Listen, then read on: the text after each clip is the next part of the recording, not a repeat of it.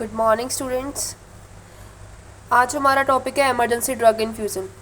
Okay, जैसे कि आपको पता ही है कि हम इमरजेंसी कंडीशन में कुछ इंजेक्शन ऐसे होते हैं जिसको हम इन्फ्यूज़न पंप में लगाकर कुछ डोज सेट करके टाइम पीरियड के अकॉर्डिंग देते हैं पेशेंट को, है ना।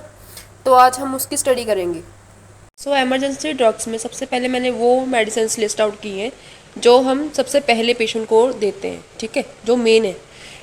उसमें सबसे पहले है इंजेक्शन नॉरेट, जो नॉर एड्रीनलिन इंजेक्शन है, ठीक है। उसके बाद है ADR, adrenaline injection, then atropine, और उसके बाद है लासेक्स इंजेक्शन, ठीक है। और उसके बाद हम कैटेगराइज इसको करते हैं अदर्स में। अदर्स में जैसे और भी इंजेक्शन्स होते हैं जिनके हम इन्फ्यूजन्स बनाते हैं, ठीक है।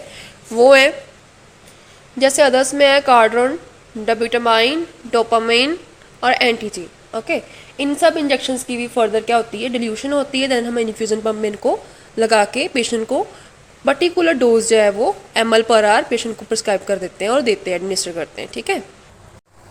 Look at this injection, this is norad injection, ठीक है, नॉर एड्रेनालिन इंजेक्शन। ये देखो, ये 2 ml का इंजेक्शन होता है। 1 ml कंटेन 2 mg होता है, ठीक है।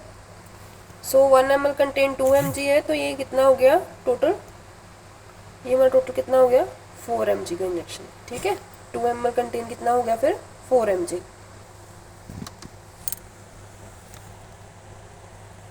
So first of all Nord को जो होता है वो सिंगल स्ट्रेंथ और डबल स्ट्रेंथ में डिवाइड करते हैं, ठीक है। जब हम इन्फ्यूज़न बनाते हैं इसका, तो ये डॉक्टर डिसाइड करता है और एमओज डिसाइड करते हैं कि जो पेशेंट को इंजेक्शन जाना है, नॉर्ड इन्फ्यूज़न जाना है, वो सिंगल स्ट्रेंथ जाएगा या डबल स्ट्रेंथ जाएगा, ठीक है। बेसिकली ये जो होता है ये पेशेंट के बीपी और पेशेंट के आउटपुट के अकॉर्डिंग होते हैं, ठीक है। ओके, अगर सिंगल स्ट्रेंथ हो तो कई हॉस्पिटल्स की पॉलिसी तो होती है सिंगल स्ट्रेंथ को 1 एम्प्यूल बोलते हैं और डबल को 2 बोलते हैं, ठीक है। और कई हॉस्पिटल्स में क्या होता है कि सिंगल को वो जो है वो 2 एम्प्यूल बोलते हैं और डबल को 4 एम्प्यूल बोलते हैं, ठीक है। वो हॉस्पिटल के अकॉर्डिंग होएगा, ठीक है। अगर सिंगल स्ट्रेंथ है तो उसमें 1 एम्प्यूल विद 50 ml NS होगा, ठीक है। अगर वहाँ का पॉलिसी है 2 एम्प्यूल विद 50 ml NS हो जाएगा, ठीक है। और डबल में भी सेम ही है, अगर तो 2 एम्प्यूल विद 50 ml NS है, ठीक है। अगर हॉस्पिटल की पॉलिसी है कि डबल स्ट्रेंथ में वो 4 एम्प्यूल ले रहे हैं तो 4 एम्प्यूल विद 50 ml NS हो जाएगा। Clear guys? ओके। सो उसके बाद है इंडिकेशंस और कॉन्ट्रा इंडिकेशंस, ठीक है।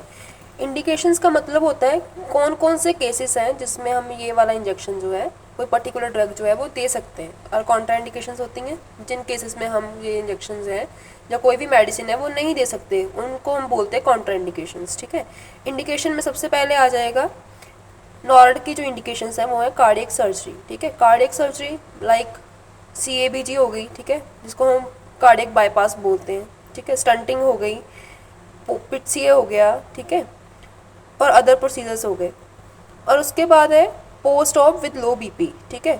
पोस्ट ऑपरेटिव समटाइम क्या होता है कि कोई भी पेशेंट का ऑपरेट हो उसके बाद पेशेंट का बीपी है जो वो लोअर साइड रह रहा होता है, ठीक है।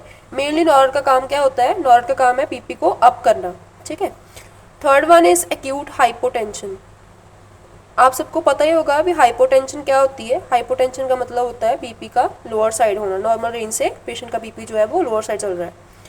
Next one is cardiac arrest. Cardiac arrest में भी पेशेंट का बीपी है जो वो अनरिकॉर्डेबल हो जाता है, बिल्कुल लोअर चला जाता है जब पल्स बड़ी लो फील होती है, ठीक है, या फिर पेशेंट का बीपी फील ही नहीं होता है, जिसको हम अनरिकॉर्डेबल बोल देते हैं। Other one is contraindications. Contraindications में क्या है, किनको हम नॉर्ड जो है वो नहीं दे सकते, like the patient who is having hyper sensitivity to a norad, ठीक है। नॉरेट इंजेक्शन से वो क्या है, हाइपर सेंसिटिविटी है, सेंसिटिव है उनकी बॉडी, ठीक है।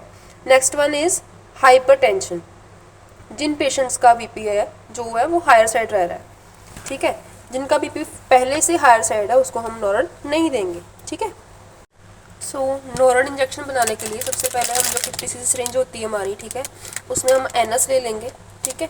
उसके बाद क्या करेंगे, इसमें जैसे मैंने 48 ml NS ले ली, ठीक है, अकॉर्डिंग टू स्ट्रेंथ, ठीक है। अगर तो स्ट्रेंथ जो आपकी है वो सिंगल है, ठीक है, देन 48 ml ले लेंगे क्योंकि 2 ml का क्या है हमारा इंजेक्शन है, ठीक है।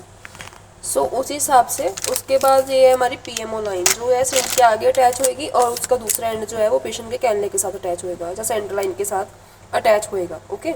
तो और हमने लिए 2 एम्प्यूल, इसमें 48 ml NS डाल के उसमें हमने 1 एम्प्यूल क्या है इंजेक्शन डाल देना है, ठीक है। उसके बाद ये होता है हमारा सिरिंज पंप, ठीक है। इसमें हम क्या करते हैं, इसको ऐसे एडजस्ट करके, ठीक है, और इसको बाहर निकाल के यहाँ पे हम सिरिंज लगा देते हैं जिसमें हमने इंजेक्शन बनाया, ठीक है। और उसके बाद इसको ऐसे अटैच कर देते हैं, ओके। उसके बाद इसको हम ऑन करते हैं यहाँ से, ठीक है। 2.8 0 आ गया ना यहाँ पे, ठीक है।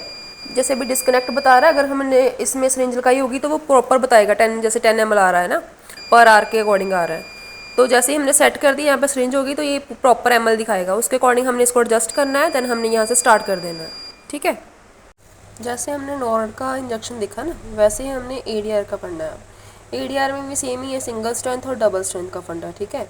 1 एम्प्यूल विद 50 ml एनएस होगा, अगर डबल होगा तो 2 एम्प्यूल विद 50 ml एनएस होगा, ठीक है। इंडिकेशंस में क्या है, जो सीवियर एलर्जिक कंडीशंस होती हैं, इंसेक्ट बाइट्स हो गई, ठीक है, एनाफ्लेक्सिस हो गई, एलर्जिक रिएक्शंस फ्रॉम ड्रग और एनी अदर थिंग्स, ठीक है, लाइक फूड से एलर्जी हो गई कोई, ठीक है। उसके अलावा लो बीपी के केस में, और कॉन्ट्रा इंडिकेशंस क्या है, हाइपर सेंसिटिविटी। इसके बाद जो बाकी की ड्रग्स हैं हम नेक्स्ट वीडियो में करेंगे, ठीक है। अगर आपको किसी और चीज़ के रिगार्डिंग भी नोट्स चाहिए तो प्लीज़ आप मुझे कमेंट कर सकते हो। Thank you.